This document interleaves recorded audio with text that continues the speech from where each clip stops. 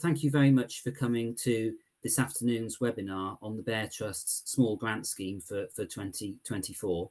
My name's Ross. I'm one of the BEARR Trust trustees, and it's good that there are several other trustees on the call today, as well as Anna, who has organised today's event and will be taking questions and so on a bit later on. I'm going to speak in English because I'm much better speaking English than I am in any other language. But this is translated simultaneously into Russian. So if you'd like to listen in Russian, just press the translate button at the bottom of the screen, and select the Russian option, and hopefully you'll be able to hear that. If you have any problems in listening to the translation, or indeed with any of the other IT this afternoon, just put a message in the chat and we'll answer it. And if at any point during this presentation you have any questions at all, just put them in the chat. You can put them in English or in Russian or Ukrainian, and Anna can pick them up and answer them.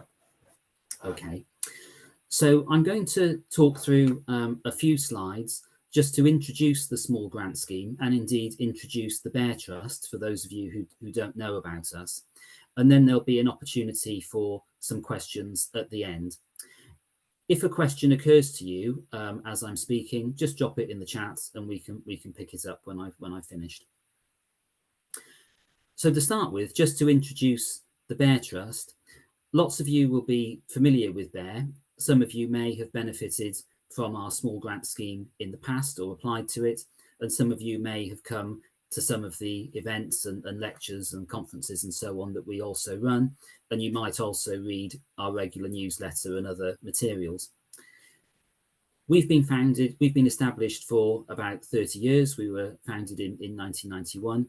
We're a charity based in the UK, which exists to support health and welfare in Eastern Europe, Central Asia, and the Caucasus. We do that through a variety of methods. Some of them are by providing information and networking opportunities and exchanging good practice and so on, and some of the events that we run that I mentioned. But we also run a small grant scheme, which we've been operating since 2006. And the purpose of that is to provide small amounts of funding, seed corn funding, as we call it on here, to small civil society organisations, grassroots voluntary organisations that are working in partnership to support health and social welfare projects and things that are related to that in their communities. We've been running the scheme for quite some time. We now have quite a long list of previous beneficiaries, and you can find out about some of the projects that they've delivered by looking on our website, and there's quite a long list of previous grant beneficiaries there. And since 2006, every year we have run the scheme once a year, and we focus on a different theme each year. So even if this year's theme doesn't quite apply to you, or you don't quite see how you would fit into it, you can still apply next year. There might be a different theme next year that might be more appropriate to you. We're quite a small organisation and we have limited funds. So last year we awarded 18 grants to different organisations across Eastern Europe and Central Asia. And those projects some of them have been completed now, others are well underway. To get to those 18 grants, though, we received just over 100 applications.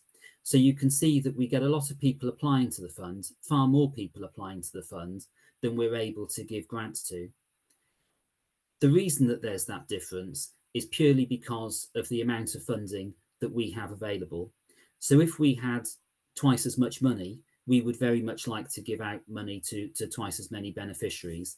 And sometimes we have to make some hard choices between applications that may be excellent and may be equally good, but we can only fund so many.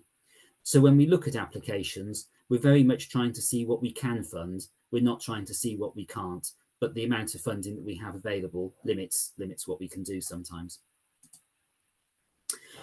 So this is this year's small grant scheme in 2024, which I guess is next year, isn't it really? But for 2024. We have two strands of this year's small grant scheme.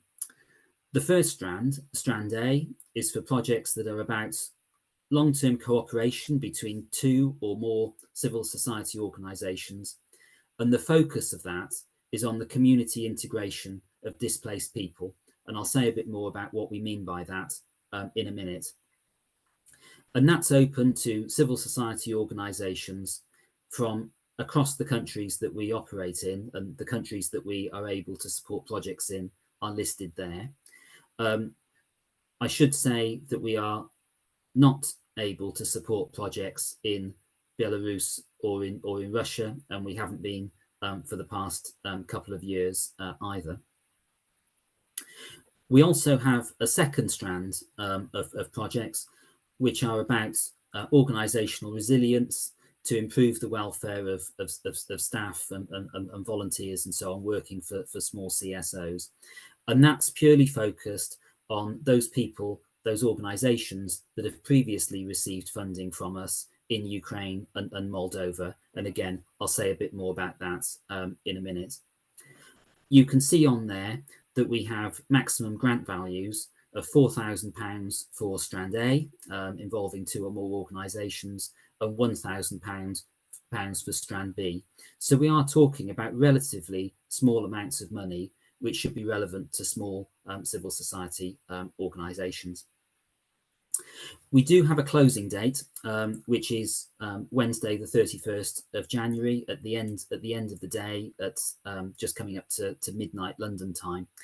The deadline's quite important. We do get a lot of applications, and we're unable to consider applications that arrive after the deadline. So please make sure that you get your application in on time. I'll say a bit more now about Strand A and those projects that propose long-term cooperation between civil society organisations for community integration of displaced people. And what are we interested in funding out of that? What we're really interested in is supporting organisations that can work in partnership over the longer term. So we've specifically designed this strand of the small grant scheme to support organisations that can build collaboration, exchange learning, learn from each other, and so on, with other organisations that might be in the same town or city, might be in the same region, might be in the same country, might even be further afield. The reason that we want to focus on that is because ever since BEARR started, our focus has really been on how we can extend collaboration, how we can extend learning and build capacity and so on in that way. So we really want to make sure that we use the grant money that we can give to encourage that. So when we look at bids that come forward, we're really interested in how partners can demonstrate how they're working with other organisations. We're also interested in projects that can build wider networks as well, and can perhaps do something that other partners can learn from. That might be about doing something that's quite innovative, maybe something that hasn't quite been tried before, or it may be about how you disseminate some of the results of that and make sure that other people can learn from it. But that's something that we're very much interested in looking at. And for this year's theme, we're interested in projects that support community integration of displaced people. It's probably useful to say a bit about what do we mean by community integration and what do we mean by displaced people. What we're really interested in is what it says in the yellow box on the slide there. So help to integrate people who have been displaced by conflict into new host communities within those countries in which BEARR operates, so the countries that were listed on the earlier slide. And that might be about focusing on particular groups of displaced people in particular. And remember that BEARR is especially interested in supporting vulnerable people and supporting health and welfare relating to vulnerable people. So there might be specific groups of displaced people, perhaps people with disabilities, perhaps elderly people, people with mental health difficulties and so on, or people who face other additional barriers to integration. So think about the group that you particularly want to support. We might also be interested in looking at projects where perhaps the focus is on people who have been disadvantaged as a consequence of displacement. For example, of younger people who have been forced to leave, but elderly people left behind. So we'd be interested in thinking about that. There are some things within that definition that we don't mean. So we don't mean through this process people that have been displaced and have come to the UK, for instance, or to other countries that are outside of our area of operation. That's not something that BEARR is interested in supporting currently. We're really focused on people that have been displaced within the region concerned. We talk about displaced people rather than internally displaced people, because we also want to extend our support potentially to those that may have been displaced internationally. So there may be people that have left Ukraine and gone to Moldova, for instance, or gone to Georgia, etc. And we would be interested in projects that relate to that.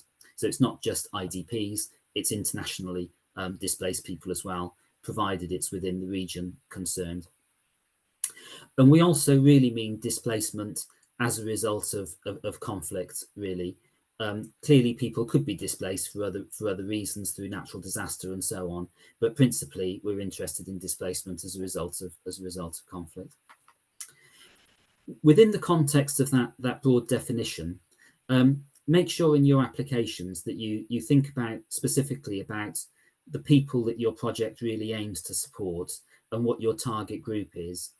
Remember, we've got a small amount of funding, and of course the number of displaced people is enormous, isn't it? It's in the millions, and there's a limited niche that we can support. So think about who you're really targeting, and think within that context about the specific problems that target group faces.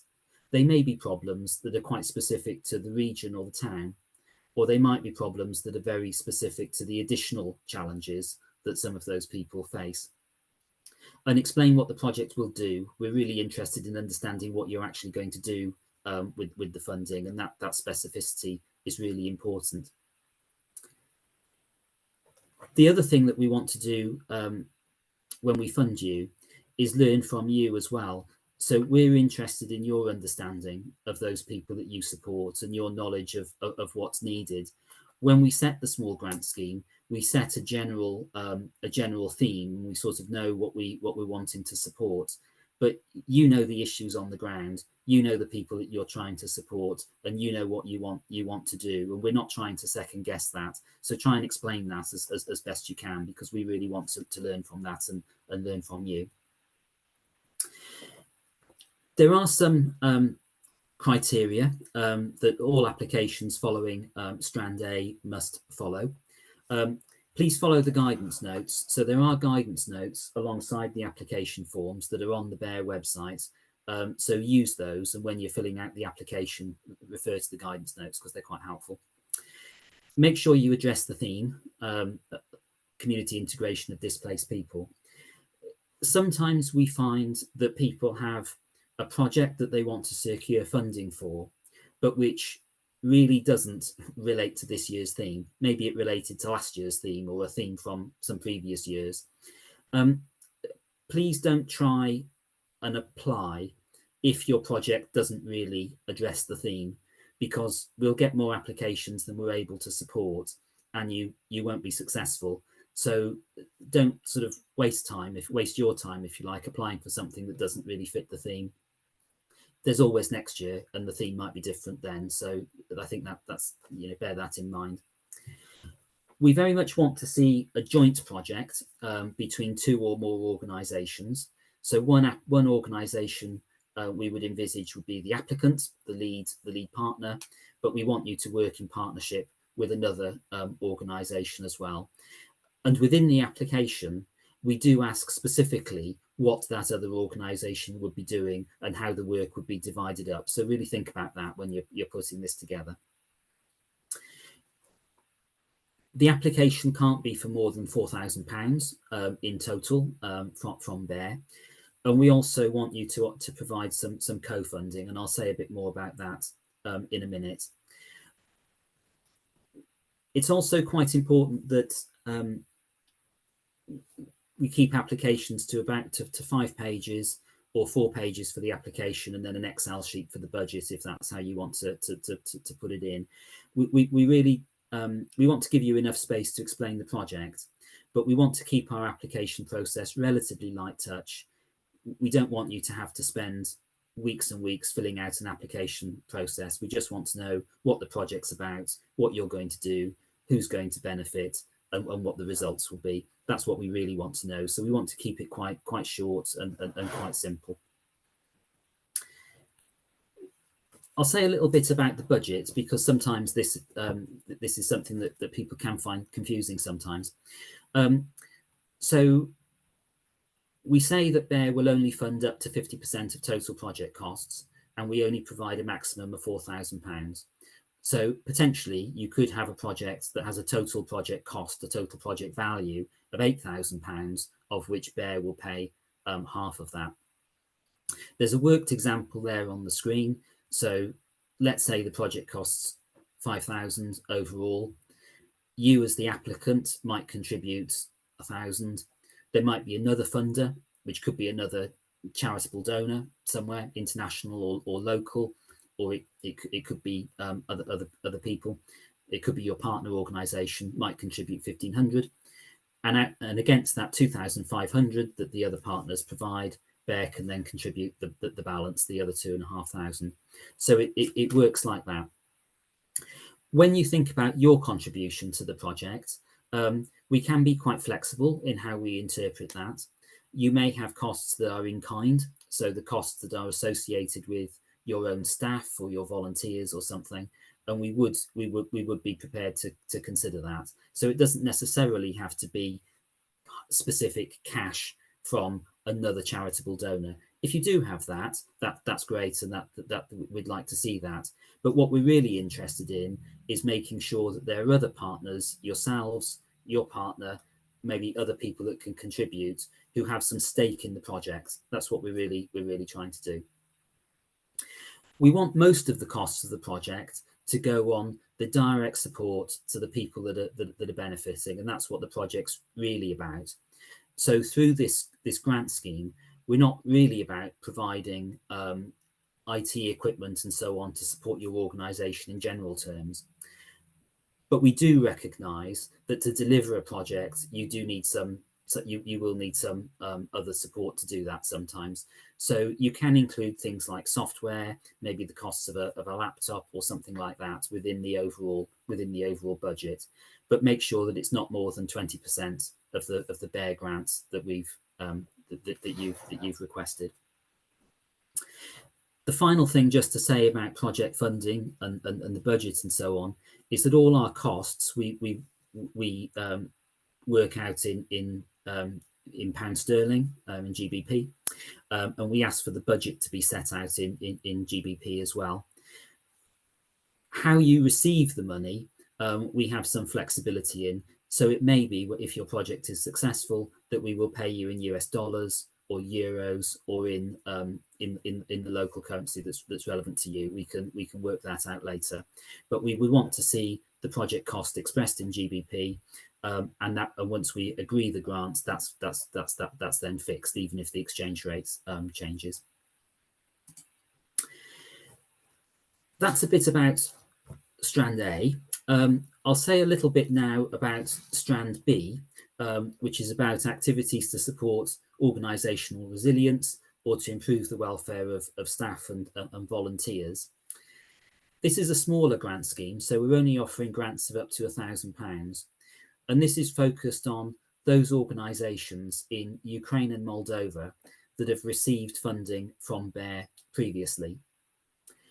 As well as the small grant scheme that runs annually, we have also, since February 2022, been running a Ukraine appeal, which has been specifically focused on enabling civil society organisations to provide emergency humanitarian support to vulnerable people in Ukraine and Moldova in the context of the Russian invasion, and that fund is still running.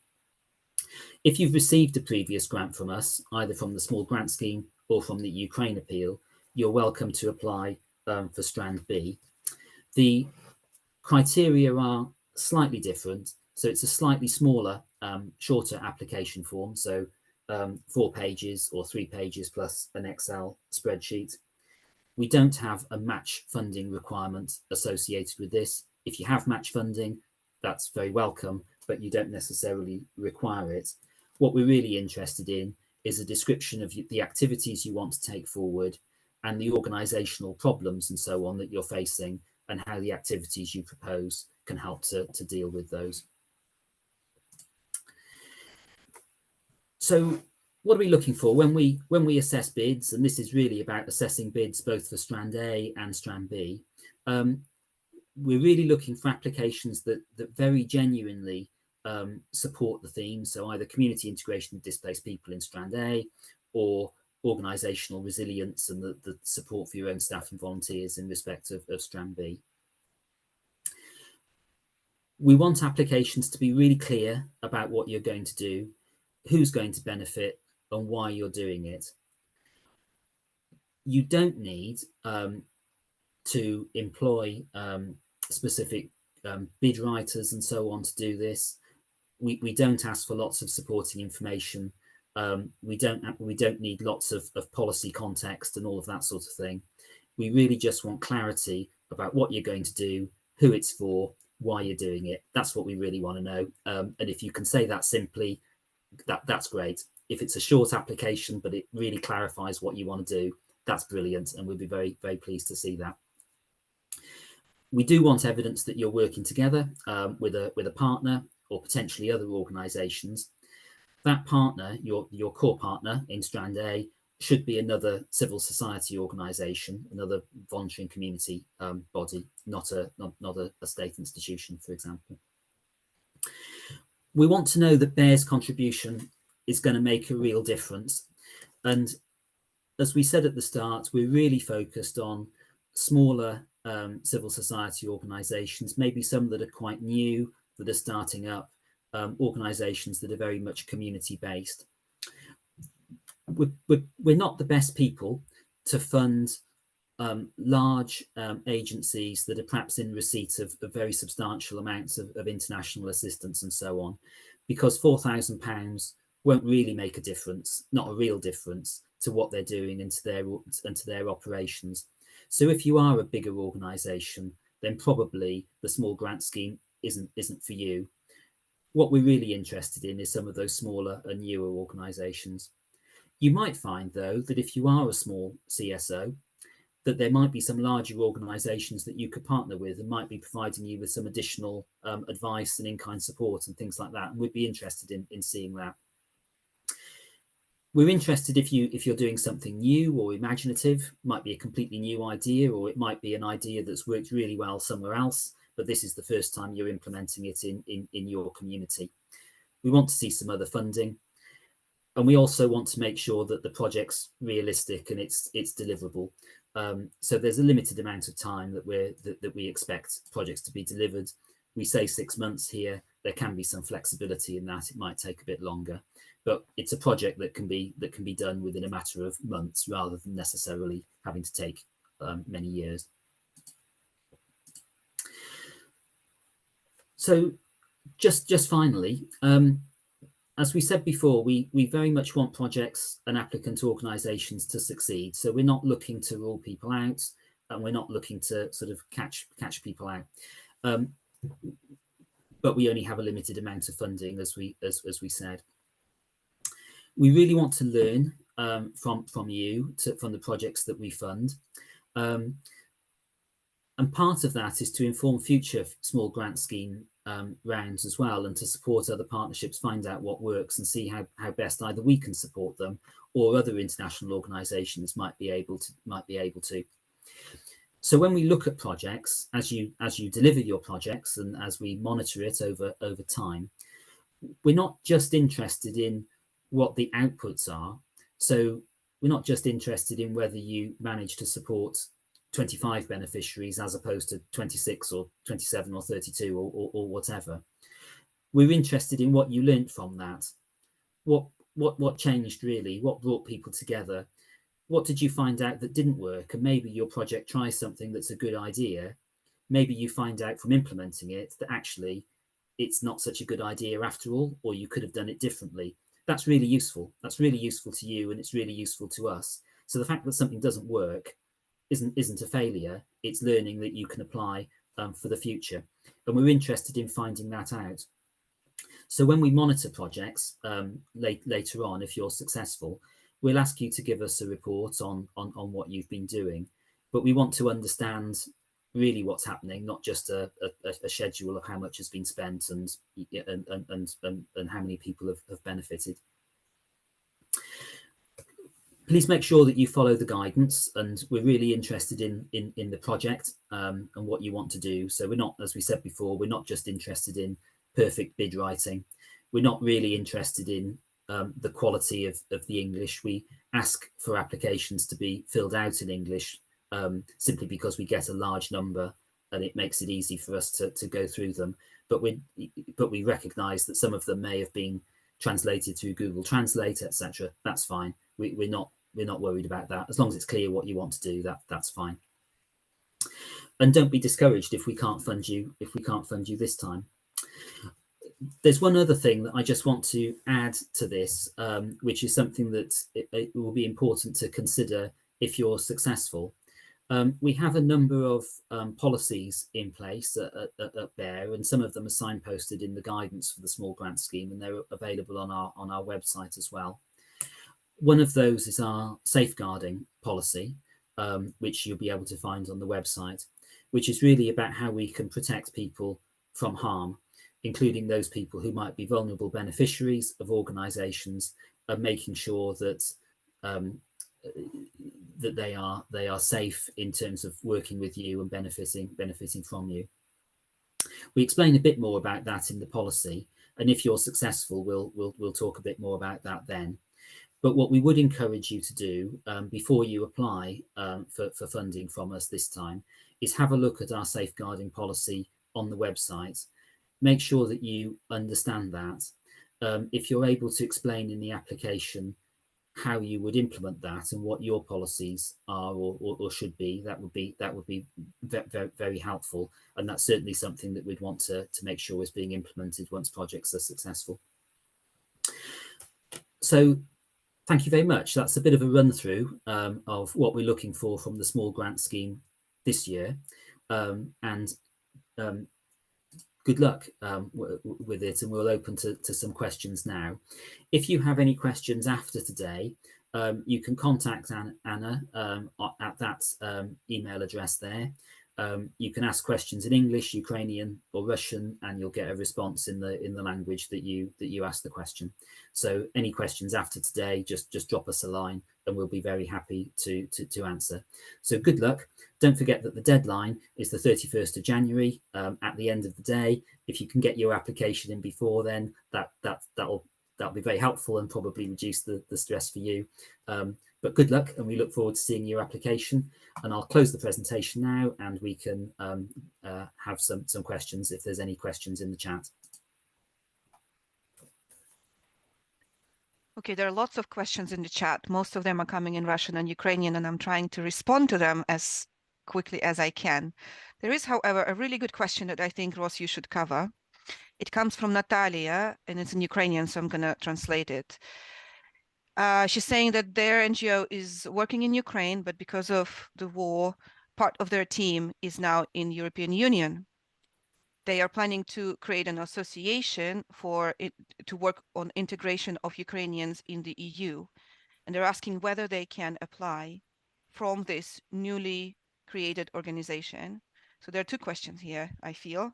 One is, can organizations from the EU apply for these grants, and can they work with displaced people that are in EU, not in the countries of our region that we've specified on the small grant scheme page? So I think for the second one, I think we're clear that the focus is on working with displaced people in the countries that we've specified. So we're not focused on working with displaced people in the EU or in the UK. Partly because there are probably other organisations that will be better placed to fund that.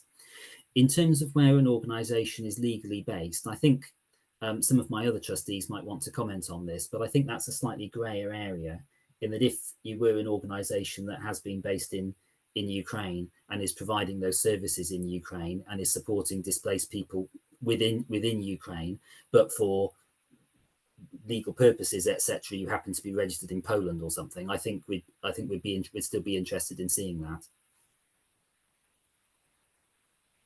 Is that helpful? Natalia, if you don't feel your question was answered, you can ask it again live and the interpreter will help with translation for us. Just raise your electronic hand and we'll pick up your question again.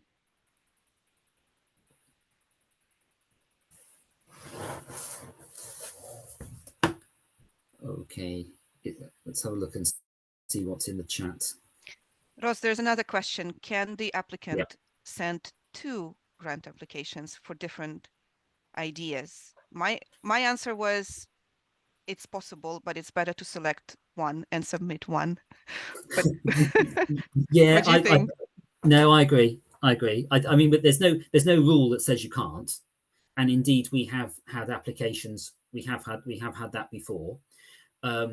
So, but yes, I think it would be better to choose what you really want to do, really. But there's nothing to stop you from doing that, and we would consider every application. So if you do that, then we would still consider it. There's sometimes another question that gets asked, which is kind of related to that, which is, could a partner organisation be involved in more than one bid? And the answer to that is yes. And we have had experience of that before, where maybe there's an organisation that's working in partnership, but that other partner is also supporting another application. That's okay. Okay, there's another one. What constitutes evidence, especially if a new partnership? I'll read you my answer and you correct me if I'm wrong. I think we're not asking for an evidence of existing partnership when you apply for funding. It could be a new partnership that is only establishing through this project, but we are asking to explain how the work will be split between the partners. What do you think? Yes, I agree. That's fine. We want to know how the work would be divided. You don't necessarily need to have been working with your partner previously, because actually one of the things that we want to do through the small grant scheme is to encourage partnership working. So actually, it might be that the small grant scheme is the catalyst for enabling that partnership to come forward. So it could be a new partnership. You might have identified a partner organisation that might be doing something that you want to expand or replicate or something like that, and this provides you with the opportunity to get in touch with them and develop a project, and that's okay. Yeah. Okay, I don't see any more questions, but if anybody wants to ask a question live, please raise your electronic hand and we'll let you we'll unmute you and let you ask question. This is the only opportunity to ask whatever questions you have. Please use it. It's really, really good opportunity. I really encourage you to do this now. No. Okay, that's it probably. Okay. That's all right. But if anything occurs to you afterwards, and quite often you go to webinars like this, and it's only after you've left that you think, oh yeah, I should have asked that question. If anything occurs to you afterwards, just drop us an email, drop Anna an email, and we will get back to you as soon as we can. But thank you very much. Thank you everybody for coming, and good luck with your applications. And we really look forward to reading them in the new year.